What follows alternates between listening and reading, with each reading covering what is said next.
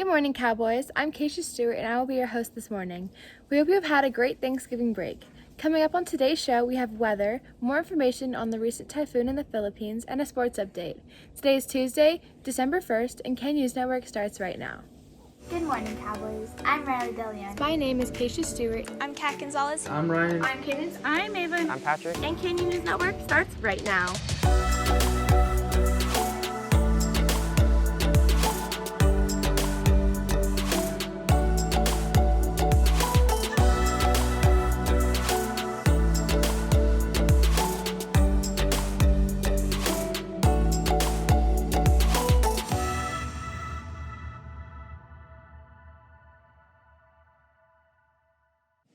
Welcome back. With it finally starting to cool down and feel like fall, let's head over to Cadence to see what this week's weather forecast looks like. Hey Cowboys, I'm Cadence with this week's weather forecast. This week we'll have cooler temperatures and feel more like fall. Today will be windy with a high of 73 and a low of 46. Tomorrow we'll have a high of 72 and a low of 45. Thursday and Friday will both be windy with highs of 66 degrees. Saturday will be 68, and finally Sunday will have a high of 70 degrees. Well, that's all from me. Now back to you. Thanks, Cadence. As you may have heard, Los Angeles County just announced a stay-at-home order that went into effect yesterday. Here's Ava with more on why this was put in place and what it means for us. As many know, starting yesterday, November 30th, LA County has put a restriction for 3 weeks involving social gatherings, activities, and business occupancies. This is due to the recent surge in coronavirus cases, hospitalizations, and deaths. In the past day, there have been 5,014 new cases, 2,049 hospitalizations, and 16 deaths.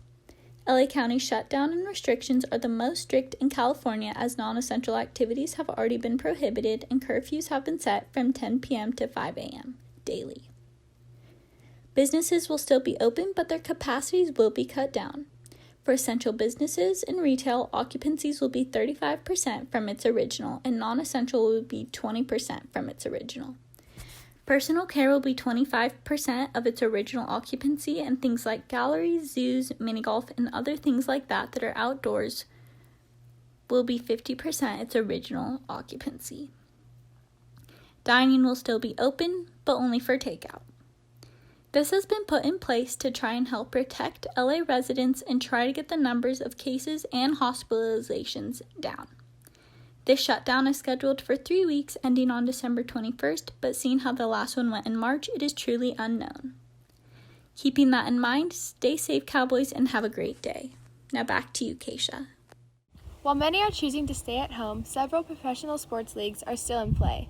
Now here's this week's sports update. Hello, Cowboys. It's Brandon and Josh, back with another sports update. This past week, the NBA offseason officially started with rumors of trades going on between teams. For our two hometown teams, the Los Angeles Lakers have got rid of multiple players from the 2019-2020 championship team and have acquired new ones, and we will have to wait and see how this will turn out. In more NBA news, the draft happened where multiple young college players get to live out their dream of going to play in the NBA. In NFL news, our hometown Rams play the Cardinals while the Chargers play the Patriots. That's all for me. Back to you guys. The recent typhoon in the Philippines has caused a lot of devastation for those living there. Here's more information surrounding it.